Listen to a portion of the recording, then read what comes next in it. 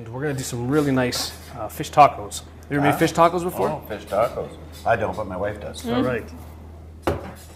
So we're going to start off with the fish before we get into anything else. This is an Alaskan sockeye salmon. So you can use any fish for this. I know that, Stephanie, you're talking about the omegas, right? Yeah, so it's always important. The recommendation is to have fish at least twice a week in order to get in those omega-3 fatty acids, which are helpful for immune system, brain function. And so what's important with them is those omega-3s. But you do want to combine it with some sort of antioxidant in order for everything to just have that, extra immune boosting effect. And so you would have, let's say, vitamin C from a citrus glaze, or we'll get to this later, but we're making a dessert with Brazil nuts, which have selenium, which is another antioxidant, or to have a side salad with it in order to really get in all those, to help boost the effects of the omega-3 fatty acids. And what about choice of fish, Stephanie, on farm versus organic? Well, I'll let Jeremy speak a little question. bit more about that.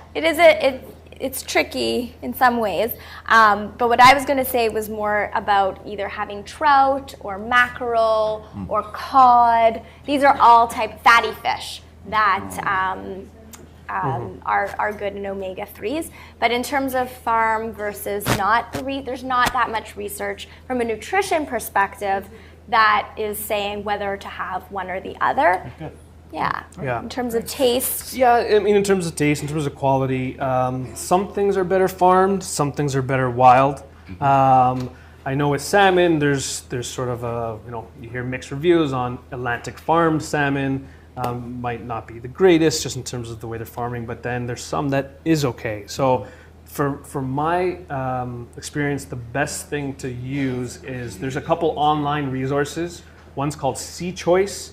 There's another one called OceanWise.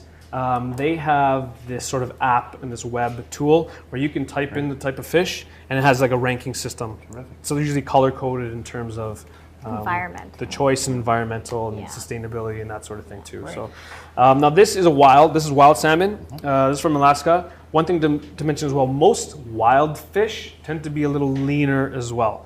So I don't know if you've ever cooked with sockeye before. No. But it's because it's leaner than a lot of your Atlantic salmon or farm salmon. We need to add a little bit of fat. So we're going to add some olive oil because it tends to dry out a little bit quicker.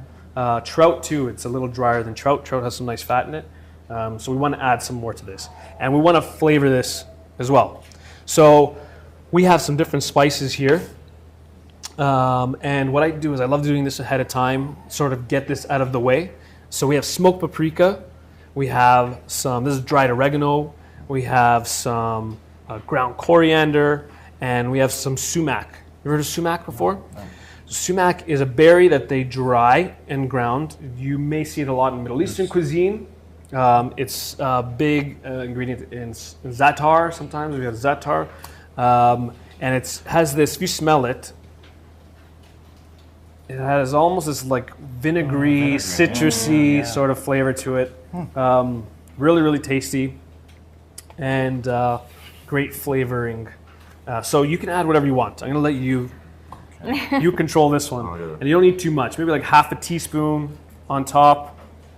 And as long as you're just using dry herbs and dry spices and we're not introducing any sort of citrus or salt at this point, you can do this way ahead of time and put it in your fridge. It's not going to start cooking the fish. So if you're using a lemon juice marinade or if you're adding a little bit of vinegar or even a little bit of salt, you don't want it marinating for more than 20 minutes because that vinegar, that citrus, that salt will actually start to cook the protein of the fish.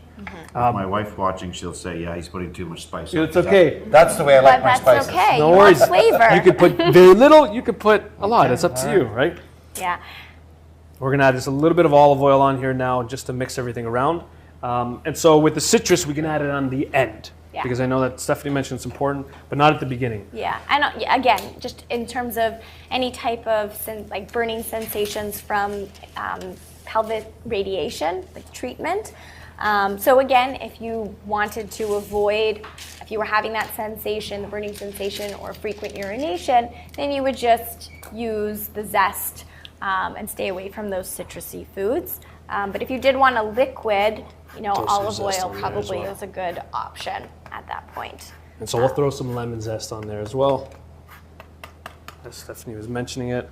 And this will go into the oven about 375 degrees for about 10 to 15 minutes. General rule of thumb is that 375, you want 15 minutes for every inch thickness, okay? And for every inch bigger than that, you add another 15 minutes.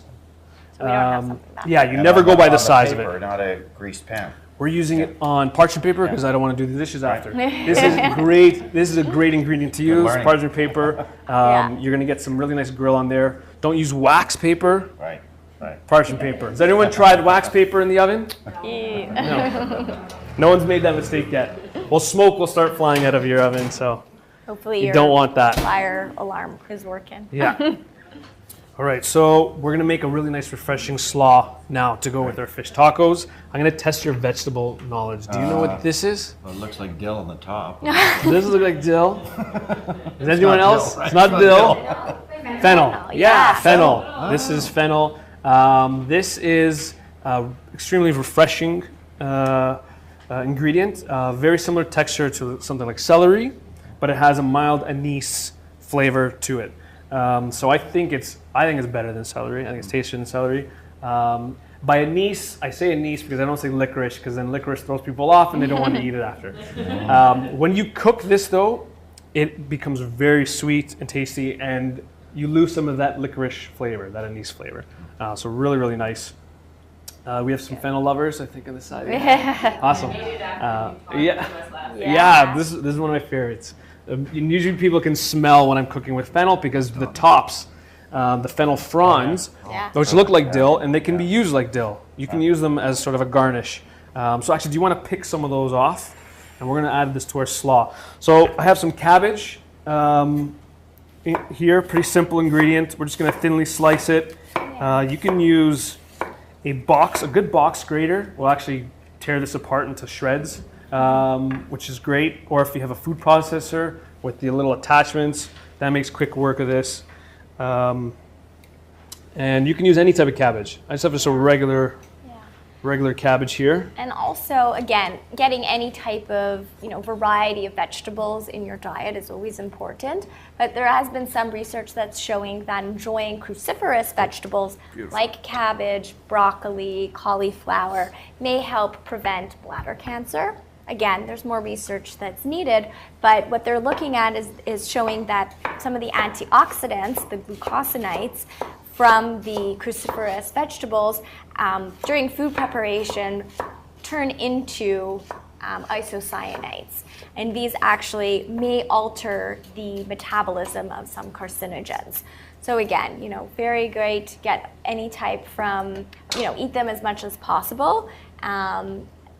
Though that said, sometimes cruciferous vegetables do cause, like if someone is having digestive upset, it may irritate, the tummy a little bit. So that's when I would say kind of steer away from them.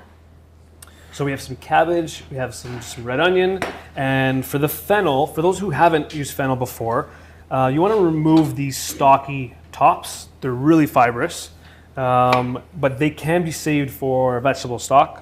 Really, really tasty, lots of flavor. So you can stick these in a freezer bag and stick them in your freezer until you're ready to use them. For the rest of the bulb, when you slice it, can you see how it has this the lines go from the bottom to the top? Yeah.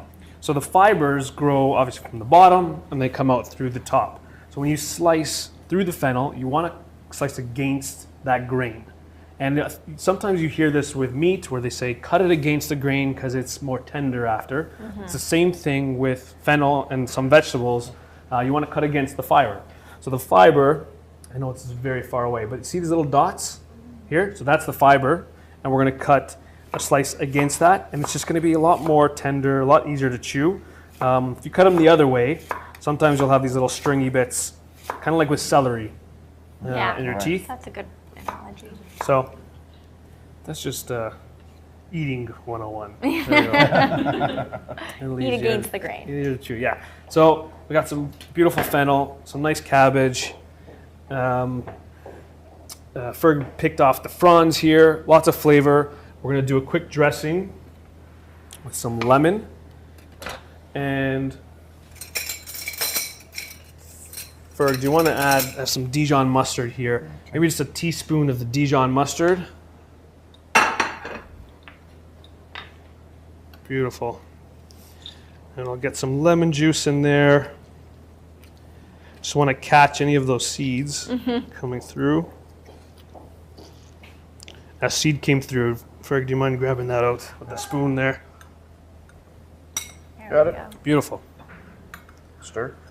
Yes, you can stir, and then here, actually, you know what? Why don't you whisk with a fork? It'll be a little easier. You can do the same thing with the mason jar, like we did in the first one. And then I'm gonna add a little bit of olive oil in there. Yeah, and you could use any type of oil. You know, I also always say kind of switch it up if you wanted to use avocado oil or coconut oil sometimes, olive oil. You know, all of them have nutritional benefits as well. Just a little pinch of salt. Beautiful. And you can add that to our slaw. Right over top. Fantastic. And this is like a delicious salad kind of on its own. Yeah. And if you're trying to maybe convert some non-fish lovers, Just mask it. just with, mask it with this salad. Just cover it. with cabbage. Yes. Or the reverse, right? Yes. Have the fish On for top the of people this. that don't like the cabbage. There we go. Really nice and refreshing. Wonderful. Beautiful. So with fish, you want to make sure that you're cooking it to an internal temperature of about 150 degrees. Food thermometer is your best bet with any cooking of meat. That's going to be your most accurate. Sometimes you can't tell by just looking at it or cutting through it. If you want to be really accurate, you have to use a food thermometer. With fish, you can flake it to make sure it's not translucent anymore in the middle. And with salmon or fattier fish, once that white protein starts to come out to the top, that's another good sign that, okay, let me take it out of the oven, It's ready. Yeah. right? So our fish looks, or the fish that you seasoned, you created, looks gorgeous right Yeah. now. Beautiful, lots of flavor. The aroma's really nice. And I'm just gonna flake some off here. And you can use, these are like these little mini tortillas. They have the bib lettuce now. You can use that as well, which is Yeah. really, really nice. But beautiful color, really nice orange from that wild salmon. And then we're gonna top it with some of that slaw. I'm putting a Gorgeous. ton of it Wow. on there. But there you go, another refreshing, Wonderful. All right. good one for the barbecue.